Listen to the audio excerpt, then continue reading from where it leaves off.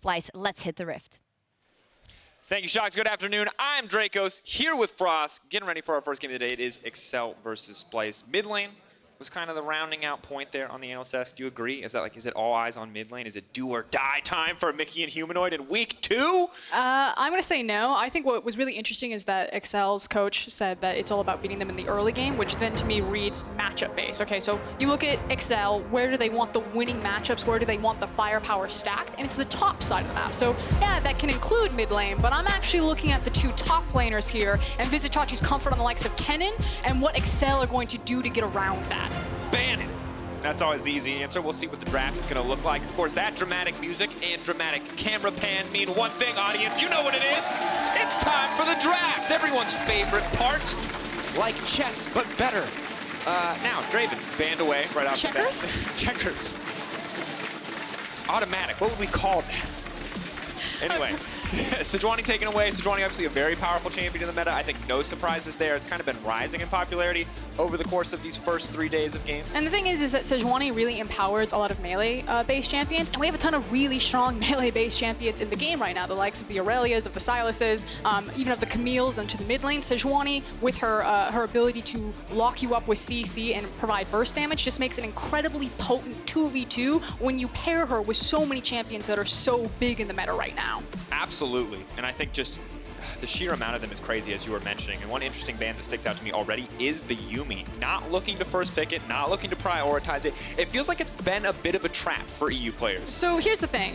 By banning the Yuumi onto the blue side, it tells me that they want Sylas as the blue side, unless it gets banned here, but you expect this to be the Aatrox, which there it is from Splyce. Got it. If they lock in the Ryze, that's very interesting to me. It tells me that they're looking more for the 1-3-1. But the thing about Sylas is as long as you can trade Sylas for not just giving away 2 OP picks, it feels good because he empowers and denies a lot of other champions in the meta right now, like the Rumble, which is so big. You never want to pick the Rumble into the Sylas because he just denies him so hard. He gets the Rumble ultimate and he just makes it work so much better for him. So by taking the Sylas here, I expect that to go into Mickey. It unlocks the potential that Expect gets to play that Rumble now. And I like it because they took so much time debating on that first pick, but you can tell that Splyce had a strategy ready. Sylas' first pick was the expected. Instantly, they lock in the Ryze, they lock in the Xayah as a response. And I wonder now, do we see the Rakan taken away to limit this, or do they just respond with something like the Lux? I would think that you could go for the blind pick Lux here if you wanted.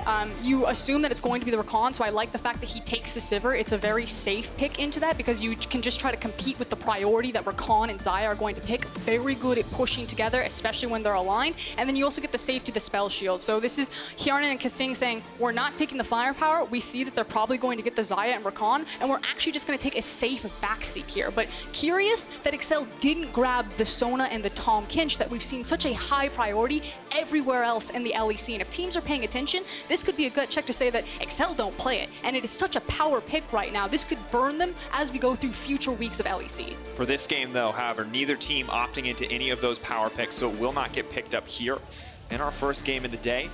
Xayah Rakan locked in for Kobbe and Norscaron. I think no surprises to see them play a more aggressive playmaking bot lane. That's kind of what we know Norscaron for. And for Hjarnan and Kasing, we wanted to see what their identity would be on this team, how they would function, and it's very similar to how it has been in the past. They are role players, they are kind of reliable rocks for the team, but they're not going crazy in the laning phase. But let's really hone in on some decision making. So there's the Lux ban. Lux support works really well into Rakan. Vedius has talked about it because Rakan works in lines. He dashes straight at you, and it makes it super easy to land the binding and then to blow someone up. The fact that Excel prioritized the Jarvan over the Lux, again, this is kind of creating the identity for them as a team. We are willing to take a defensive bot lane for your Hjarnan and Kasing and give more firepower towards the top side of the map.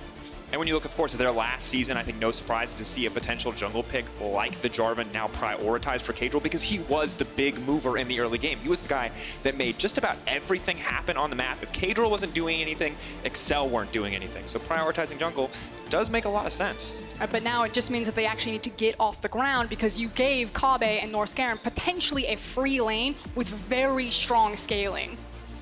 And it is always terrifying. Kobbe, of course, legendary AD carry, fantastic Xayah player, and Norscaron has these big moments, obviously had a lot of fumbles yesterday on the Tahm Kench, but also has these huge playmaking opportunities. That's kind of how he came into the league on Roccat when we got to know him, and see if he can live up to some of those highs today. I know that we kind of assigned the idea of the coin flip player to someone like Hilly because his highs are so high, but he can have really low lows. But I actually think it's more apt for Norskeren at this point in his career. You're talking about, you know, some of those incredible plays that he can do, especially in the likes of his unsealed spellbook Braum. But Norskeren is so hit or miss for me, especially when he's next to someone as consistent as Kobbe. I really want to have a magnifying glass and my eyes on Norskeren and how he gets more comfortable in this lineup to take Splyce to the next level with such a powerful ADC. And now, as well, with the Elise locked in and a Rakan on the bottom side of the map, a lot of setup for potential dive is going to make Kasing consider carefully his options for support. If you pick something too squishy, something too vulnerable, things could turn against them very quickly. But I love Elise in this meta Frostgrunn because I feel like anytime we see Elise, we're just about guaranteed to see tower dives, and early game tower dives are such a make or break for me in League of Legends. And I feel like the Elise was prioritized here because the Jace was still available. If you don't take the Elise here, then chances are that you can get it paired with the Jace, and since they have Sylas, you can afford to run double AP and have the AD from the Jace up into the top lane, and it's such a dynamic combo. So I love the fact that Splyce separated those two and also empowered their own strong 2v2 in mid-jungle between the CC of Ryze and Elise. And interesting that they gave this final pick to come over to Kasing, of course, classic Zilean hover. I'm always wondering if we're going to see it come back. Can be a very useful pick. For now, though, however, it will appear to be the Braum. Pairs up very nicely. It's not the Sejuani like you get in the jungle, but obviously pairs up nicely with any champion who wants to auto-attack a lot. You've got a Jace, you've got a Sivir. Some good synergy there across the team. And I honestly love what Splyce are putting together. It is a little AD heavy, but two very strong solo laners. You've got a very rock-solid bottom lane, which I think is exactly what you want to draft for Hjarnan and Kasing. But honestly, anytime we see Vizicsacsi lock in Poppy Frostgrunn, I get nervous for the other side. Because 1 second you're doing Elder Dragon, everything looks fine. 2 seconds later, you're out of the pit and they've smote it and you've lost the game. So I think I would be nervous if I was expect on the opposite side. Yeah, but I don't necessarily think it's going to be about a hard camp. Obviously, if Poppy gets the potential to dive, Poppy dive and Elise dive is strong. I don't think that they're going to be in that type of position for that 2v2 top side. I still feel like Chachi here picked a weak side-esque top laner, something that can just survive everything. And the focus really is about playing around the CC on Ryze, playing around the mid priority that Ryze is able to get once he has a deep enough mana pool, and he can shove those waves forward. And we talked about Humanoid being a player that we wanted to see step up for this team that could be the difference maker when it comes to making top 3 or be on the outside looking in. Maybe this is the game to do so. Once again, we heard about it. Mickey versus Humanoid. Humanoid, no longer his rookie split. Higher expectations on his shoulders now as we head in to Splyce's 4th game. Will we see more from him this time around? Can Mickey show us his first all-star performance? We're going to have to find out.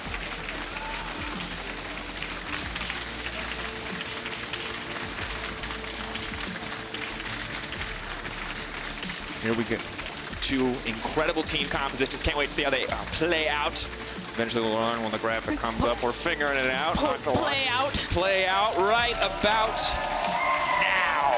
Yes. Go, graphic, go. Please.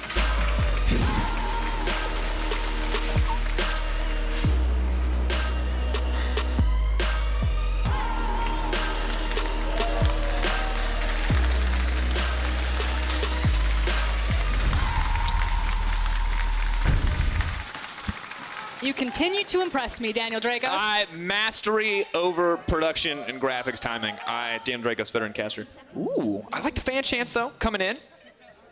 And I think so far, neither of these teams are super happy about the start that they've had. Splyce, 1-2. Obviously, some very difficult opponents. And Excel, 0-3.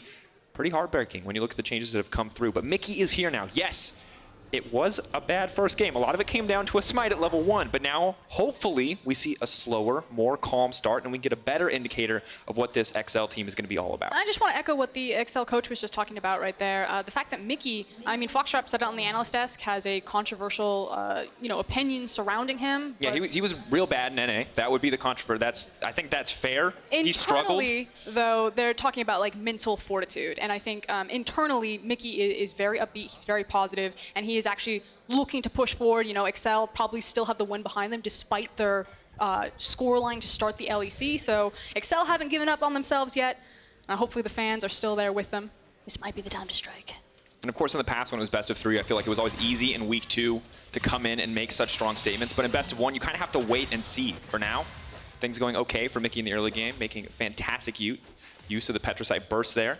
Get a little bit of wave clear down, the bot lanes as well. Now, we talked about the setup CC. Of course, you have the Sylas and Jarvan combo versus the Ryze and the Elise. There's a little bit of it on the bottom side of the map, but do you feel like in the early game, pretty much all we have to look out for is these junglers moving into the mid lane? I mean, whenever there's an Elise on the map, all eyes should be on her, especially Xerxes Elise. I think him taking a leadership role into this team has been phenomenal. He usually is the guy that's leading a lot of these plays when they do have a strong early game, and I am specifically looking about what pieces of CC that he's aligning himself with. So I expect him to spend some time around the mid lane, again, probably after Ryze gets access to the tier or to the blue buff so he can compete with some shove, and maybe taking advantage of creating pressure for this bottom lane that is so aggressive. Lethal tempo, and Norscaron playing on the edge there. 3 stacks of the concussive blow, but can't quite find a 4th. Level 1, Giseng already almost entirely out of health. Gotta hope that he has some biscuits there, or things are gonna get a lot more difficult. But we knew that this was how it was going to go, that Excel had put their eggs up and towards the top side of the map. They gave Kobbe and Norscaron. They knew it was going to be the Xayah and the Rakan, and yeah, maybe you can try to compete with some of the priority, but this is just such a potent and powerful 2v2 down here. You should see the map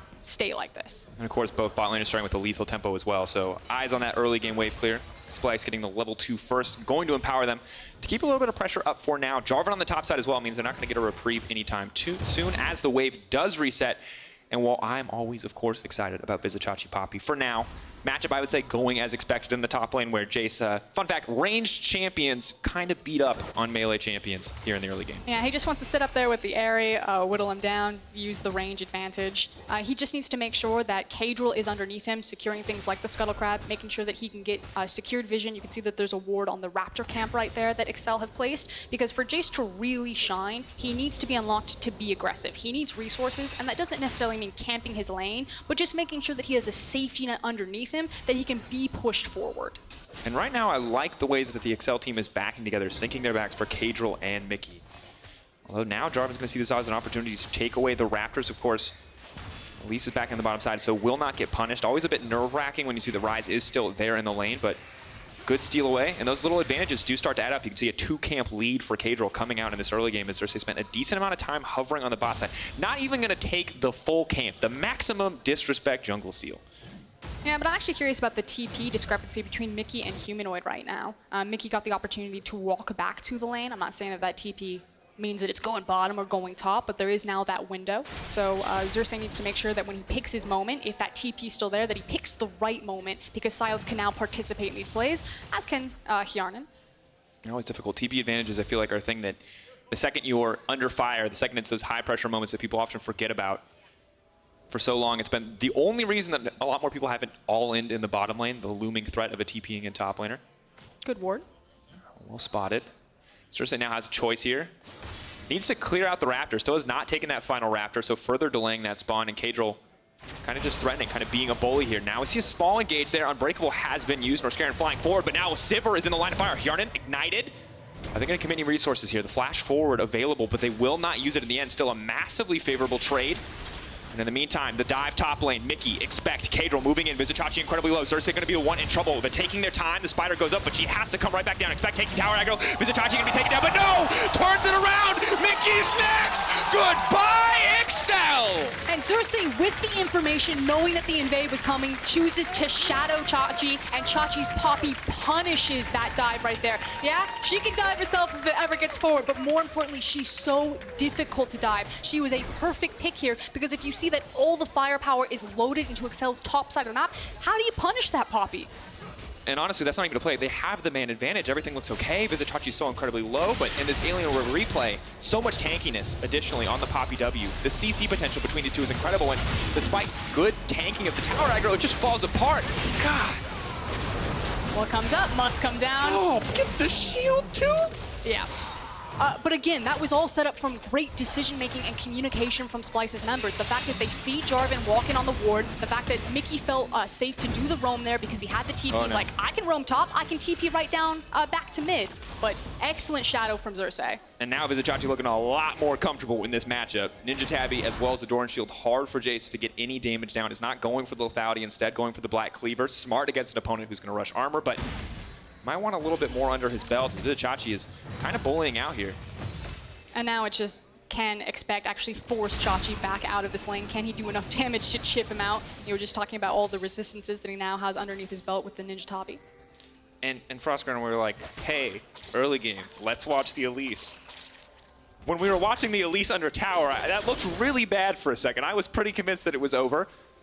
But things are just working out, and Mickey's walking up. Not going to take the time to clear out the ward, however, has to move back into the mid lane. And I like that Mickey is constantly roaming. You said topside was important, and he is putting a lot of attention into the top lane. And it's Mickey playing around the window where he still has mid lane priority. It'll get a bit easier for Humanoid, again, once he has more mana that he can start spamming his abilities, so specifically when he gets access to the blue buff. And then that's where hopefully Mickey won't get as many opportunities to start cheating up towards that top side to try to get expect something or fishing there that Humanoid will actually be able to compete to lock him down in the mid lane or look for roams himself. And you use the word cheating, but it does feel like to a certain degree that he is paying for those roams. You can see that there is a CS discrepancy now, 13 between the waves as it's going to start to reset. So clear advantages for Humanoid. If Mickey had been successful, obviously a very different story with a few kills under his belt, but since it has fallen short, there will be a small discrepancy there as Rise very comfortably on the tier at this point in the game. And I like the ward behind from Vizicsacsi, trying to spot out any potential lane ganks from the Jarvan. All right, Frostgren. Theoretical exercise as a former League of Legends coach. You're Excel right now. What is your next play? Things have gone horribly wrong one time. Presumably you get more chances. Where do you take that next chance? Where do you take that next opportunity? I think the most important thing is gaining information about where Xerxes is, and he's going to be spotted by this ward right here, and then it's what does Cagel do with the information. The nice thing is he does have multiple lanes that he can try to gank. He can try to offer support to Expect, shadowing underneath him. I wouldn't suggest ganking the Poppy or diving the Poppy, or he can try to dig out this bot lane because Northscaron and Kobbe are so far forward, which is why Xerxes is in this area. He's not looking to dive, he's looking again to give invisible pressure so they can continue to have this confidence to get those plates and punish Hjarnan and Kasing. And Cagel's response right now is actually kind of running around with a chicken without its head. He's like, I need to farm, but my lanes are in trouble. Where do I actually attack? Well, it just shows you how much can go wrong when a single play falls apart in the early game, especially in a lane that's supposed to be a strong lane for you. Because right now, Vizicsacsi is fearless, just walking into Expect. Gonna get the knockup, gonna get a bit more damage, and using the ultimate there, but just he's like herding the creep. These are my creeps. You will not touch them, he says to Expect. Also picks the moment when the cannon wave is underneath the tower, so he actually doesn't even miss anything while he chases Jace down the lane. But here comes the next play from Splyce. Has now been spotted. That vision is going to be crucial. Taking their time. Realm Warp is coming down. Ultimate's going to be used. They're running for their life, but the point-click CC will be available. Braum shields the wrong way. Oh, that... If he had gone down there, that would have been a truly, truly embarrassing moment. But no, Kasing manages to make it out with his life, is forced to burn the flash and the heal. So much pressure moving down on the bottom side of the map. We saw this from Misfits in their first game up against Rogue, shutting down Woolite. And now we're seeing it here as well. Up for Hjarnan and Kasing. Yes, the CS discrepancy isn't quite as massive, but 93 to 76. I think 2 tower plates as well. Splyce are building so much of a gold lead here in the early game. And I think it's the gamble that Excel took from draft where they say, okay, we can gracefully lose this bottom lane, but you shouldn't be hemorrhaging this hard, especially against a team like Splyce. Again, we talk about Kobbe and Northscaron, but they're getting so much gold. Look at the discrepancy that's starting to open between these bot lanes before you even take into account the other discrepancies on the jungle. And this gives Xerxes free reign of the bottom side of the map. Excel are frankly lucky that that's a Cloud Dragon and not something more significant like an Ocean, like a Mountain, like an Infernal. An Ocean, obviously terrifying. I do, however, feel bad for Expect, who is going to have a slightly faster Poppy running at him. Of course, closer and closer, however, to the Black Cleaver. That is going to be a big difference maker. Ninja Tabi and the Nabami Cinder on the side of Vizicsacsi. And right now, Splyce, I think, very comfortably in the driver's seat. Very much set up to kind of dictate the pace of this game. And Cagel is going to respond at least with a play here around the Herald. This can be massive. This can start to shift the gold back in their favor if they're able to use this Herald effectively. And for now, it doesn't look like Splyce have any intention to contest. Yeah, and I actually like this. So Cagel's finding his footing again. Okay, I can't attack any of my lanes, but we can get them out of the lane phase and just try to break open the map in a different way. So we're trading bot tower for hopefully a future tower, depending on how Excel use that Rift Herald. But I like this highlight here from our observers. You can see that just all the free farm that is going into the pockets of Kabe. Going to probably finish up that first item. Already has all 3 components there of the Essence Reaver. Round 2. Vizicsacsi, though, stepping forward. Maybe not the optimum time. Mickey can use the Poppy ult. Is going to get knocked back cover. Well played by Vizicsacsi to buy a bit more time. Still incredibly tanky. The lower gets is at that threshold. Is going to grab a shield. Flashes out to safety. Vizicsacsi's still alive. The flash forward. They can't kill him. Vizicsacsi does not go down. The dodge on the Sword Ultimate. Norscaron is here. Moving forward. He wants to play. He may have bit off more than he can chew, but he leaps right back to the team. My God, you cannot kill this Poppy. And meanwhile, Kabe's down there just playing like PvE versus the creeps, looks up top. What are you guys doing up there? Just stalling for you, just giving you all this free gold, all this free time. Now they do have a ton of members on the top side. Humanoid is taking a lot of damage. It's going to make it a little bit more difficult to sustain a push here, but fantastic movement for Vizicsacsi to make it out of that situation. Of course, kind of made that situation for himself, so I'm not sure how much credit we can give him, but the tower will be traded for a tower in the end. However, splitting this gold between so many members of Excel, whereas you now see that super fed Xayah, 1 item and a half, 12 minutes into the game in the back pocket of Kabe. And that's the key there. It's the fact that Chachi was able to absorb enough time that it was a 1-for-1 tower trade. But again, all of that solo gold, all of that solo XP that went into the pocket of Kabe, and Sivir and Xayah peak at the exact same time in terms of their item breakpoints. So Splyce are feeling very happy with the course of this game. They're like, we can actually just cruise control from here. It's funny because so often when Splyce are winning games, I'm like, oh, it's like clever early game pathing. It's just picking Poppy for Vizicsacsi is what this early game feels like. He's absorbed so much pressure on that pick, and now the basic lane phase has been broken open. You've got the bot lane switching to the top side, and 2 more plates instantly going into the pocket of Kabe. The gold, he's just stacking it up. This man cannot make any more money. And I just want to give a lot of credit to Splyce's coaching staff. I'll hold that. You can continue. I don't think...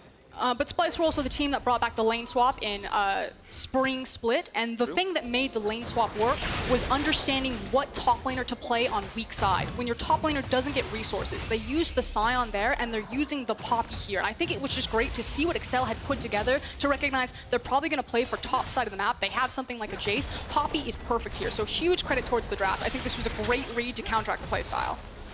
And everything just going very much in the favor of Splyce at this stage of the game. Once again, items coming in, all those plates going to the pocket of Kabe means we're very close, I believe, to 2 items.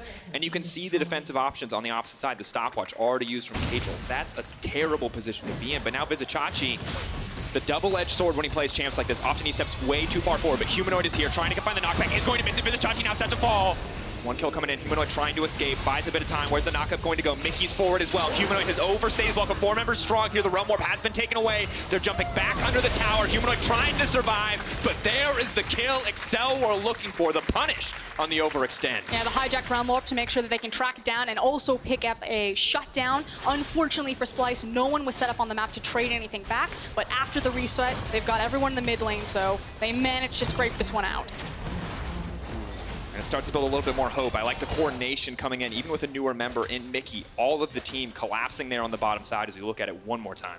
And again, my eyes were initially on the map. So what are Splyce actually going to get with Chachi buying so much time again? Are they able to trade back some kills with Humanoid? Ultimately, it is a 2-for-nothing trade, but he buys so much time that Rakan and Xayah are walking from base. They will get back to the mid lane and able to force down that mid lane tower.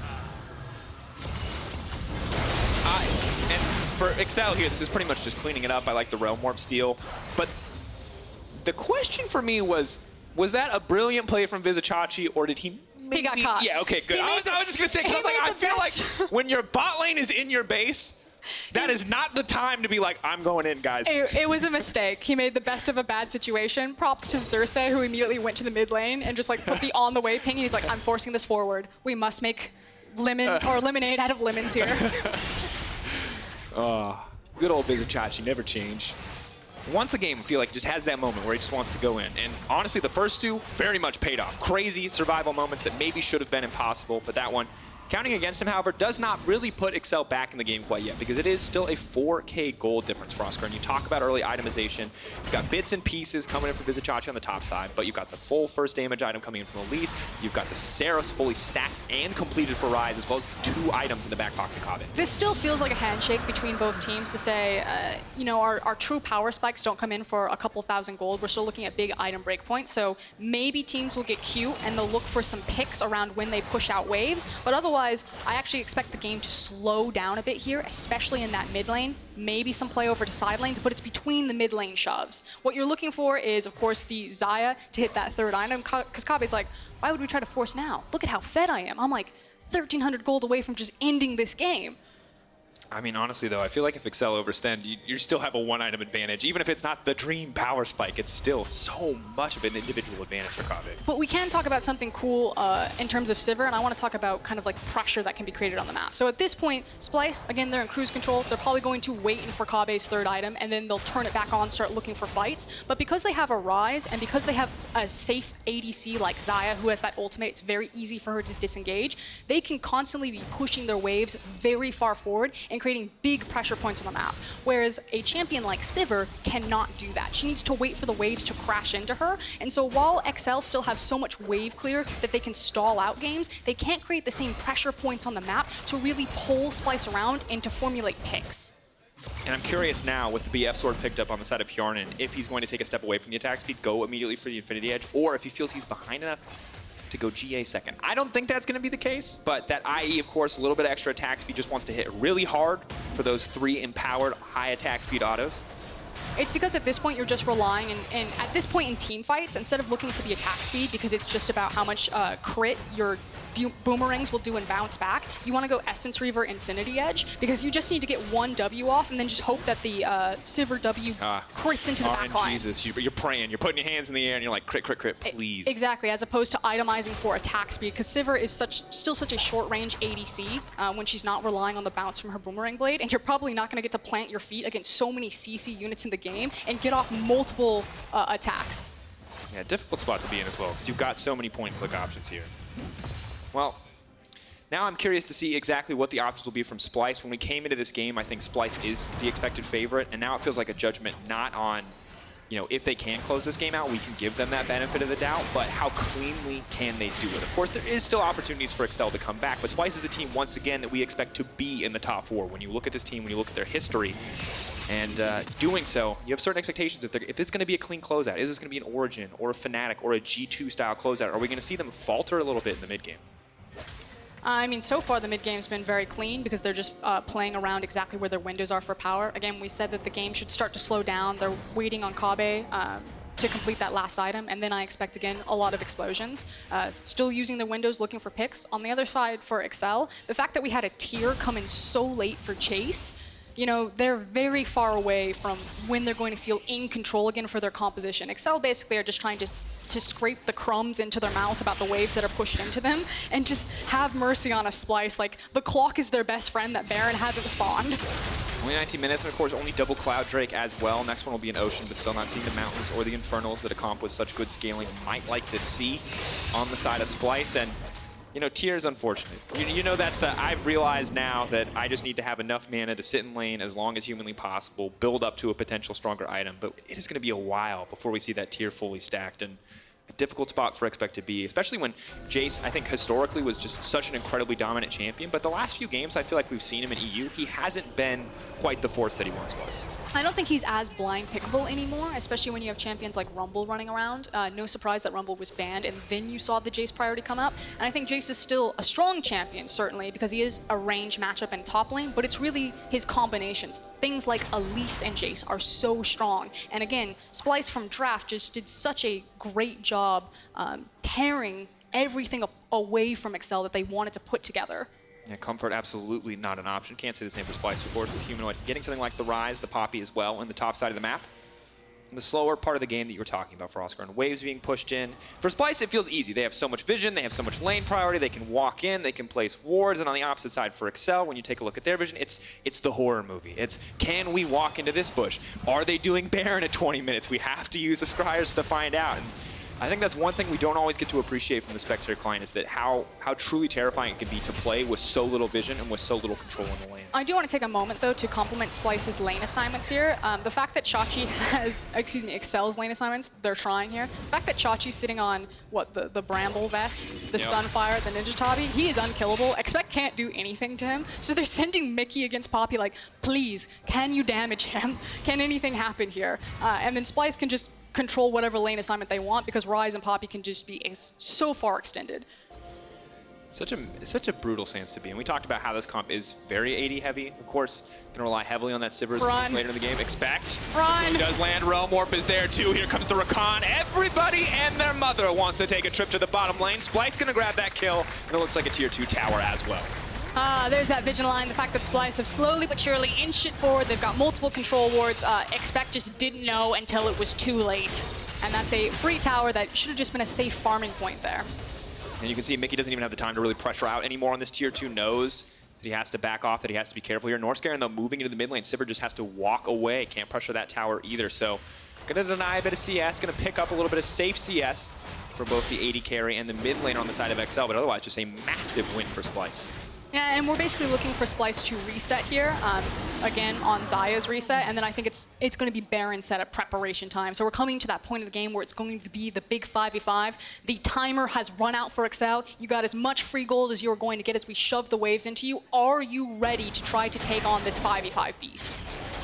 Because there's the Infinity Edge on Xayah. Well, and this is also, when we compare it to their game yesterday, I think still a better situation than they were in. And I do want to see, on a composition that is, in theory, so incredibly strong in teamfights with the likes of a Sivir, a J4, the Sylas as well, how good their coordination is as a relatively, let's say, young roster in terms of how long they've spent together.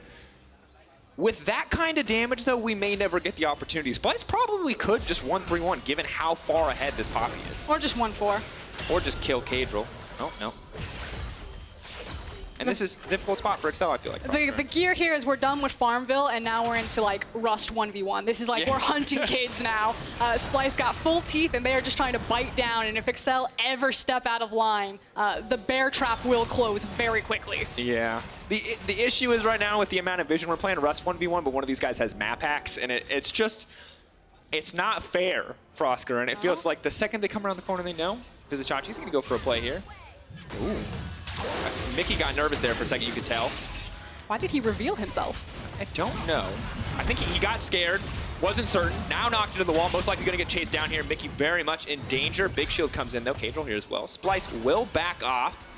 Don't really get anything for the play in the end. In fact, Vizicsacsi also using his flash, so despite good initial indicators, still maybe not the best play. Expect, however. That's level 15 to level 13. There's nothing Expect can do right there. Humanoid knows it, Expect knows it. XL, that timer, it is just shrinking even further because something is going to break in that bottom lane. I mean, it's level 13 to level 15. It's full items completed to a very interesting, I feel like old school kind of Jace build with a tier item included in it. And normally when we talk about split pushing for Oscar, and it's like, oh, they've got pressure. Like, they've got a little bit of damage threat. I'll back up. I'll give them, you know, they'll force the wave in and nothing's going to happen. But now there's a lot of kill threat from Humanoid on the bottom side. He knows he's there. He's going to step around. Mickey, who's baiting who? That's the question. So XL are set up right now where they have Sivir sitting in the mid lane, and they're basically waiting for Splyce to commit either top or bot side, or hopefully overcommit if you're an XL fan, and then quickly use the Sivir ultimate to dash to safety. But because Splyce are playing it very patiently, not overextending themselves either for tower dives or even for a Baron setup, and then just taking the free objectives, they're playing this out very cleanly so far. And interesting for Splyce because while they're setting up Humanoid to split on the bottom side, it is meaning that they don't quite have as much vision to threaten the Baron at this stage of the game. And additionally, you can see only one blue trinket up and available on the side of the XL, kind of a get-out-of-jail-free card when it comes to Baron setups, buys you a bit of time. And 2 items completed for Sivir. A whole item behind, definitely not where you want to be, but slowly getting closer and closer. 2.5 items. 2.5. The half came in as I was making my point, thank you. And so closer, at least, to Sivir being a very powerful threat in these team fights. And from the gold, we can see that, yeah, it is definitely a full item difference in gold. We just have not seen the bits and pieces come in for Kobbe yet towards that 4th item. That is a huge gold difference between the ADCs, and you can see it really reflected in the farm. Oof. What's our sponsor, Foot Locker? Foot Locker. Hjarnen's sitting on like some Pumas right now. He doesn't have his brown bags upgraded to Berserker Greaves. He needs the Jordans. Absolutely. Oh god. Just have to see. Because, like, 3 item, obviously terrifying, relative, very strong power spike. When you're competing against another 3 item carry, 4 items, definitely just better. And, ooh. Hjarnen, I feel like, very confident to step forward there. I would not have been so confident. To be fair, I'd be hiding under my tower, though. I'm a scaredy cat. League of Legends. I like the fact that Splice are trying to abuse the power that Ryze has in side lane as opposed to grouping up. That is where Excel's composition would try to fight back here because Sivir still has access to the Essence Reaver and the Infinity Edge. So, you know, with the Cataclysm, with a couple of bounces, there still is power there for Excel, even though I think that Splice are stronger, but they're not giving Excel that opportunity. Now, maybe they get impatient. Now they immediately walk to Baron, but I like the fact that they're just trying to abuse how strong Poppy and Ryze are. Makes a lot of sense. You can see now, Scryer's Bloom has been used, will be taken away. So, a little bit of vision down here as well, though. You can see a lot of control wards in the inventory of Splice. They have all the tools necessary to set up for Baron. It just depends on if they're confident enough to pull the trigger, or if they even feel like they really need to, as we do see every time the Jace and Ryze are left alone, there's a lot of damage that goes down. Baron has now been started. Potentially a huge catalyst, a good opportunity. I think Vizicsacsi walking past the control ward and opting not to hit it is a dead giveaway that it has been started. On the Hunt has now been used. Splice immediately backing off, however, happy just to get those small cooldowns. And Ryze, once again, continuing to pressure on the bottom side. This time, however, they have sent Jace back to the mid lane to watch the waves. It will be the Sylas versus Ryze 1v1. And a lot of damage coming in from Humanoid, instantly forcing the flash out. Realm Warp is here on the bottom side as well. Can he get out? Yes is the answer. Well played, but with two members committed, immediately Splice just turned right back to the Baron. Good fundamental League of Legends. They lack a major damage. Source Kobbe is on the way. This is going to be a slow take. XL will have time to respond. I think the only caveat that I want to the setup from Splice right now is I actually wish Norscaron would be ready and hiding. Because he is on the likes of a Rakan, it feels like Splice aren't confident enough to have the full 5v5 on top of the Baron. They obviously don't want to smite contest. Now you have to wait for Humanoid to get back into position to pressure that bot lane before they approach Baron. And I just think kind of like the next evolution with, as you Rakan, get a control ward, set it somewhere they don't suspect, and when Excel go to check that Baron, which you know they're going to have to do, then have Rakan look for the big engage. The Hylissang. The classic hide in a random bush, find the perfect flank, try to win the game in a defining moment. Have not seen it from Norscaron yet. This game, of course, plenty of time still. Does have the control ward in his inventory, so he's halfway there, Frostgarden. In fact, a lot of control wards in the inventory of Splice, as well as the Warmog's armor for Vizicsacsi. So the Poppy, outside of mana, really never going to be forced back, and the continued side lane pressure is only going to get more irritating as we move later in the game. Now, of course, every time Splice don't take the Baron Frostgarden, every time they don't get a greater objective, things do get harder. Now we're going to see the engage in the mid lane, though. Kato stepping forward immediately. We're going to see the turn, though. Vizicsacsi trying to find the disruption. On the backside, though, Kobbe remains alive. Disaster now striking for XL. They felt they had to pull the trigger, but that was not the time. It was just desperation and overly forced right there. Now Splice have so much more confidence to approach this Baron since the jungler is dead. Gonna be an easy take.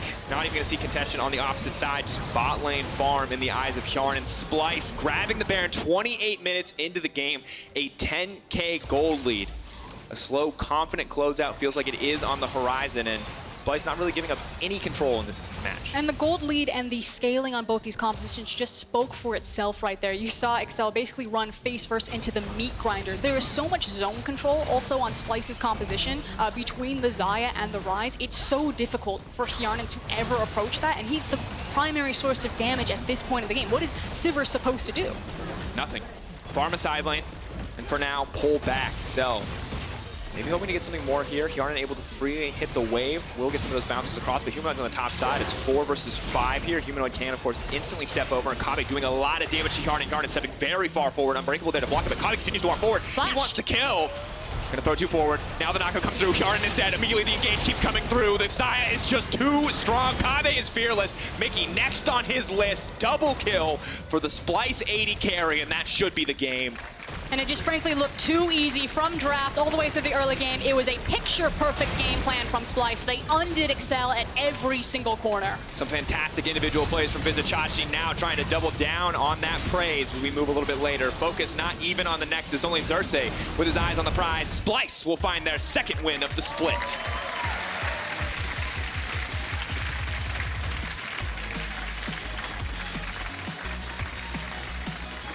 Like you said, credit to Chachi right there. It was him who had to hold strong, seeing that Excel had his number. He was there for the dive. Xerxes made a great call. He saw Jarvan move in over the ward. He shadowed underneath his Poppy, and they turned that dive on its head. That was the full counter. Absorbed it all, threw it right back at him. A reason why we always look at Vizicsacsi whenever he plays this Poppy is because, you know, you never know. You know there's an outplay coming. You don't know where it's going to happen. This time around, it was in that early game on that top side of the map. And Splyce continuing to prove that for teams below them in the standing, they are a death sentence. The second they get a lead, they do not let you back into that game. And Excel, one moment where they pulled the trigger, where they went in, where they looked for the fight. And unfortunately, I feel like not only did, of course, both teams, I think, play the fight relatively well, they were just simply too far behind. The Jarvan didn't do any damage. No one else could get on top of the Xayah, and, well, you know how Copy plays when he gets 4 items. It's not a pretty thing to play against. Unfortunately, that was one of those situations where the game basically ended at about 10 minutes in. At that point, the composition was just never going to find another window where they would find their footing back into the game, but still up to Splyce. They have to cleanly close it out, that once they were put in the driver's seat, that they were able to just slowly put their foot on the gas. Of course, Splyce now 2-2, tied up in the record overall, and tougher start to the schedule as mentioned before, and I'm curious to see how they continue to advance as we move forward in the weeks. On the opposite side, Excel. I would say a heartbreaking start to the split, but I feel like that's unfair. You do have a new player. You got to give this team time to ramp up and see how they play. It's also about goalpost setting. You know, what does an Excel successful split actually look like? Is it making playoffs? Is it just getting more wins than they had in spring? And because this team is so new, the roster is brand new, I think people will give them a lot of leeway. So as long as they're not last place, probably going to be a win. Okay, slow, steady improvement. Now, that's kind of difficult for me to set goalposts, but one thing I can do is set up this replay with highlights from probably the best Poppy in the world. We're going to give him that title. It's official now. Best Poppy in the world. He's in Let's EU. watch He it. gets it. So this was the turnaround and dive, and again, the only thing that this doesn't show is the decision making, and it's so easy to praise players and celebrate them when they make out plays like this. That looks cool. It's very flashy. It's such an incredible play to pick up the buckler right there. But it was still Xerxes' decision making to communicate that effectively to Chachi to make sure that he was there for the dive. And my God, Frostgrune. It makes me want to play Poppy. It also makes me want to ban Poppy. I don't know how to feel about it, but it excites me as well. And of course, the whole team coming here to collapse. Norscaron, you can tell he sees his moment. He feels that Norscaron moment. Doesn't come through, but in this final fight, I think the only character that matters here is the Xayah, and you'll notice that she really never has to stop auto-attacking. And we were talking about this during the game. You know, the difference between Xayah and Sivir is that Xayah, because of her ultimate and how safe she is, she can be super far forward down a lane, creating pressure. They thought that she had overextended, but Kobbe showcasing right there how hard it is to lock down a Xayah because she can stall for so long and then turn fights around since she has her own CC and her own zone control. And additionally, just so many things went right. In the Vizicsacsi tower dive, obviously the most immediate option. But when you look back at this game, your options for Kia player of the game are Vizicsacsi, Xerxes, and Kobbe. You can head over to @LawEsports on Twitter and vote now. That's tough. I think it's Chachi. It's Chachi because he had the flashy play, but like I wish it would be Xerxes because he was like too. Best man for all of that. Best wingman. Best wingman. He's like, listen, he saved some hands, he saved some orphans from a fire. Yeah. He's got a great yacht, great haircut. He was just building up Chachi, just selling all the compliments. I don't know what half of that meant, but don't you Twitter? To learn more about Splyce's win, let's check in with Laura and Xerxes. Thank you, Dracos, and thank you, Xerxes, for joining me. Congrats on the win. Did you adapt in comms, seeing that Excel was playing topside? So yeah, we had to adapt because we wanted to play both sides, but we saw the stacking wave towards Chachi, and obviously I couldn't just let him die, so I had to save him. I have some notes about that. Dive top, yikes. Can you tell me something about it? I mean, I don't think there is much to say other than they just broke their hands, really. Ouch. Like, we really didn't do anything. Like, they made it easy for us. And it turned out better than yesterday. Can we talk about what happened? Ooh, I mean, the thing Didn't look like you at all, guys. Yeah, like this whole week of practice wasn't going too great because like the internet was down most of the time. So the practice was really bad, and that really showed on stage because we really lacked confidence and like the calmness in comms. And we had like lots of panicky moments where we didn't know what to do. So that really showed yesterday. You turned it around today, that's all right, and you got the week with 1-1. Something is off because you guys struggle in the early game, and it wasn't like that before. So what changed? Oof. You used to be able to play from behind. I mean, we used to be the team who played for late game and just scale, but right now we are just playing for early game, and obviously some early games are better than others. What do you need to get back on top? Say again? What do you need to get back on top? We just need to practice, to have the internet to practice again. Well, let's hope you'll have internet next week. Now, is there anything you'd like to say to your teammates to wrap up the week? Well, I would like to say, Chachi, happy birthday, and I'm sorry we couldn't get you the win yesterday. Well, thank you very much, Jose. And Thank you we're as well. going to take a short break, and coming back, SK Gaming will take on Rogue. Don't go anywhere, guys. Xerxes going to be the one in trouble. They're taking their time. The spider goes up, but she has to come right back down. Expect taking tower aggro. Vizicsacsi going to be taken down, but no! Turns it around! Mickey's next! Humanoid has overstayed welcome. 4 members strong here. The Realm Warp has been taken away. They're jumping back under the tower. Humanoid trying to survive. Now we're going to see the engage in the mid lane, though. Kato stepping forward immediately. We're going to see the turn, though. Vizicsacsi trying to find the disruption. On the backside, though, Kabi remains alive. Disaster now striking for XL. Gonna throw 2 forward. Now the knockout comes through. Yarden is dead. Immediately the engage keeps coming through. The Xayah is just too strong. Kave is fearless. Mickey next on his list. Fantastic individual plays from Vizicsacsi, now trying to double down on that praise as we move a little bit later. Focus not even on the Nexus, only Xerxes with his eyes on the prize. Splice will find their second win of the split.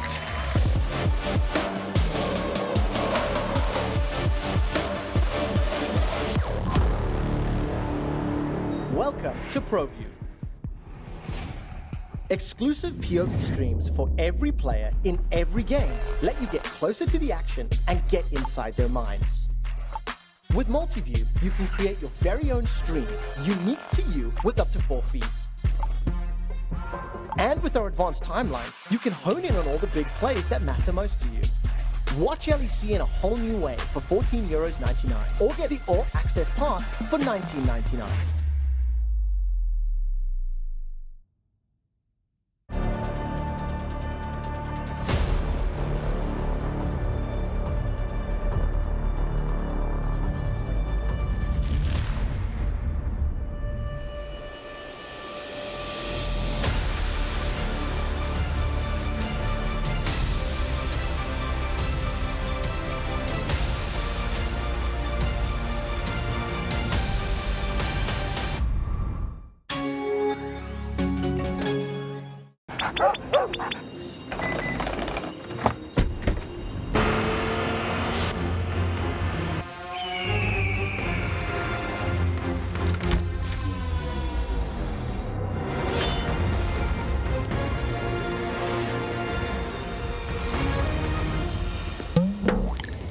Ha ha ha!